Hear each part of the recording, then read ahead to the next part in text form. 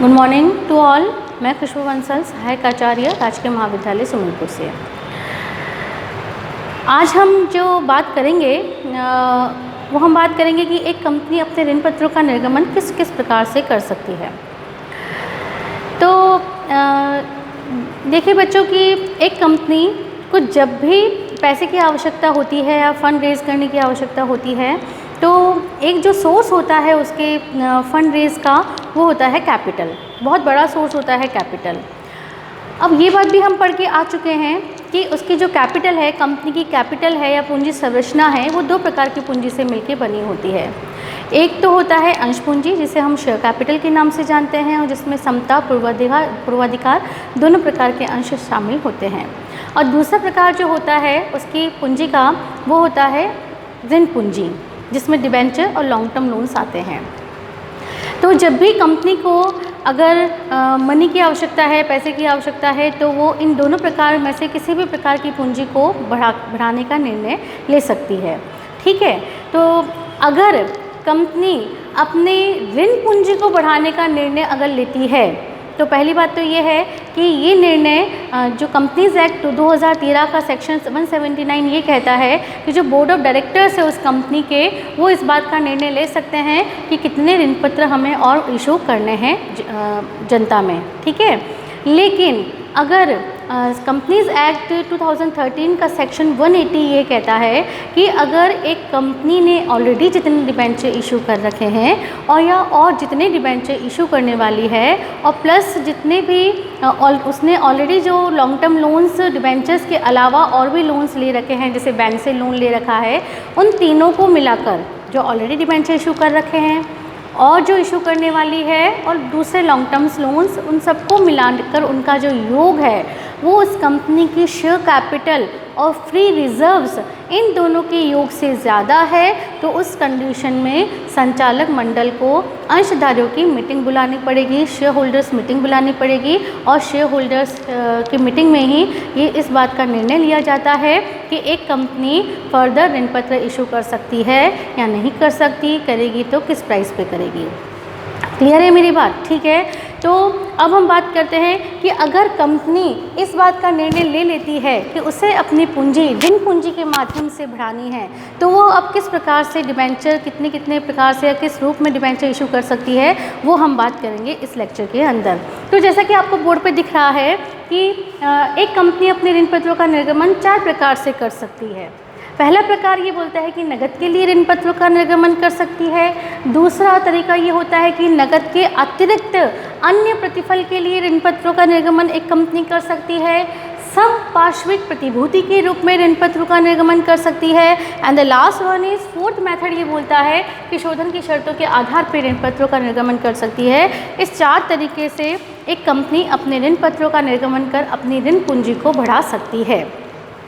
तो आज हम इस लेक्चर में 2 तरह की बात करेंगे, पहले और दूसरे की, कि एक तो कंपनी को अगर नकद के लिए ऋण पत्रों का निर्गमन करना है तो किस प्रकार से प्रविष्टियां करेगी और अगर नकद के अतिरिक्त अन्य प्रतिफल के लिए ऋण पत्रों का निर्गमन करना है तो किस प्रकार से प्रविष्टियां करेगी।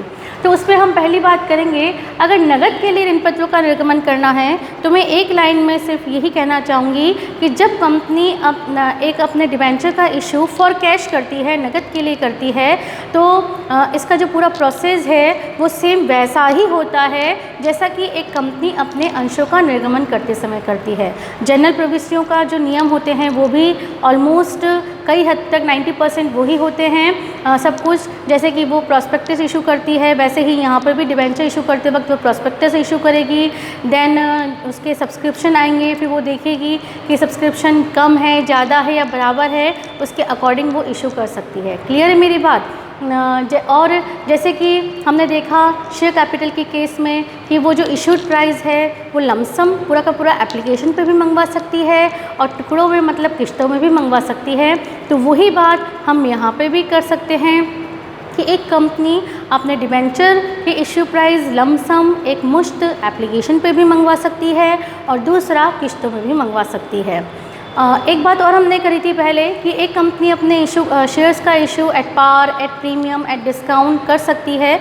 तो वही बात डिबेंचर के केस में भी लागू होती है कि एक कंपनी अपने डिबेंचर का इशू एट पार भी कर सकती है, एट प्रीमियम भी कर सकती है और एट डिस्काउंट भी कर सकती है। बस एक चीज़ का यहाँ ध्यान रखना है कि जैसे शेयर्स पे सेक्शन 52 और 53 अप्लाई होता है क्रमशः प्रीमियम और डिस्काउंट के संबंध में, ये दोनों सेक्शन डिबेंचर के केस में लागू नहीं होते हैं। फॉर एग्जांपल सेक्शन 53 ये कहता है कि एक कंपनी अपने अंशों का निर्गमन डिस्काउंट पे नहीं कर सकती है, तो ये सेक्शन जो होता है वो डिबेंचर पे अप्लाई नहीं होता है। अर्थात इसका मतलब ये है कि एक कंपनी अपने डिबेंचर्स को डिस्काउंट पे इशू कर सकती है। क्लियर है मेरी बात? तो कई हद तक हमने देखा कि जो प्रोसेस है या जो प्रविष्टियाँ करने के जो नियम हैं वो कई हद तक अंशों के निर्गमन के समान ही हैं। बस कुछ टर्म्स को हम थोड़ा सा रिस्पेक्टिवली चेंज कर लेते हैं। तो वो टर्म्स थोड़ी सी मैंने यहाँ मेंशन करी है कि अगर शेयर एप्लीकेशन वर्ड जहाँ हम यूज़ करते थे वहाँ हमें डिबेंचर एप्लीकेशन यूज़ करना है, जहाँ हम शेयर अलॉटमेंट वर्ड यूज़ करते थे वहाँ हमें डिबेंचर अलॉटमेंट वर्ड यूज़ करना है।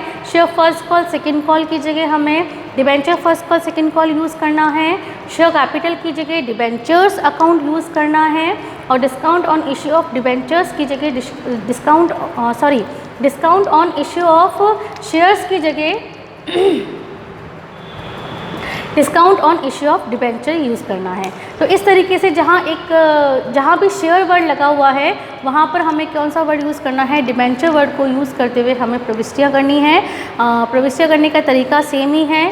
एक दो एग्जाम्पल लेके हम समझ लेते हैं। जैसे कि हम पहले एक लमसम का एग्जाम्पल ले लेते हैं कि एक कंपनी अगर अपना पूरा पैसा डिबेंचर का जो इशू प्राइस है वो लमसम एप्लीकेशन पे ही मंगवा लेती है तो किस प्रकार से हम जर्नल एंट्रीज करेंगे, तो वो बात हम यहाँ पर कर लेते हैं। फॉर एग्जांपल एक कंपनी कितने डिबेंचर इशू कर रही है, 5000,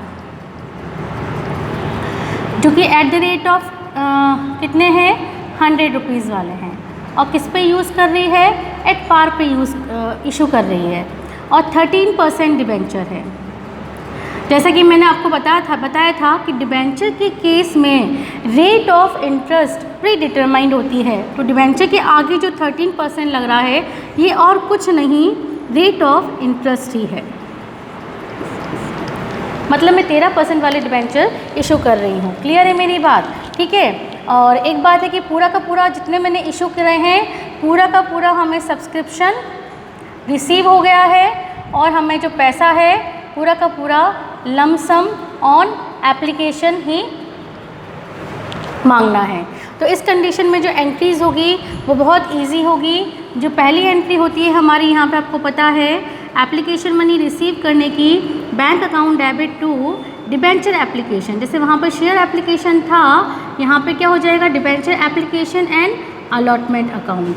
5000 डिबेंचर थे 100 रुपये वाले, तो 5 लाख से ये एंट्री कर दी जाएगी। दूसरी एंट्री हो जाएगी debenture application account and allotment account debit to 13%। पूरा अकाउंट आप मेंशन करेंगे यहाँ पे, 13% डिबेंचर अकाउंट 5 लाख से।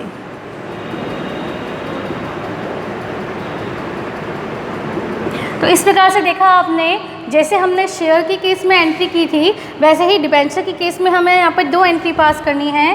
पहली एंट्री पास करनी है एप्लीकेशन मनी रिसीव की, bank account debit to debenture application and allotment account 5 lakh रुपए से, और दूसरी entry debenture application and allotment account debit to 13% debenture account debenture allot करने की, 5 लाख से ये एंट्री हो जाएगी।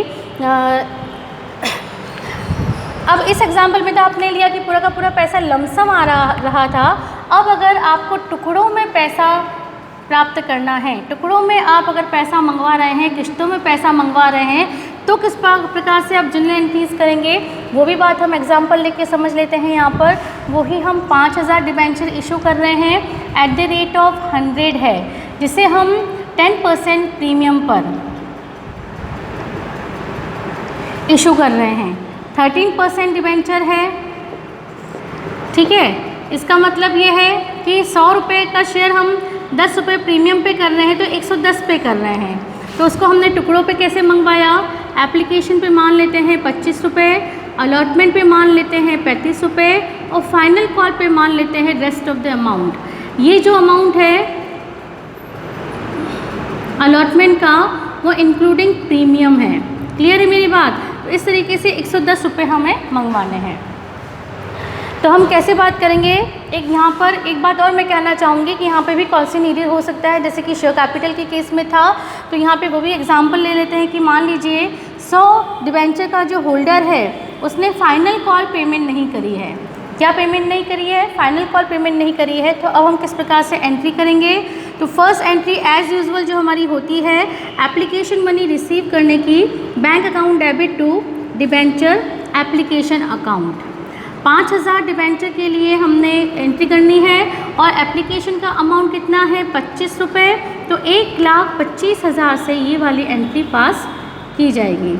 देन शेयर अलॉट करने की दूसरी entry, debenture application account debit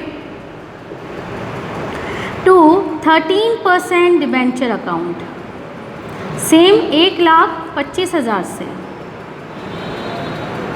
उसके बाद तीसरी एंट्री अलॉटमेंट ड्यू करने की, debenture allotment account debit to 13% debenture account.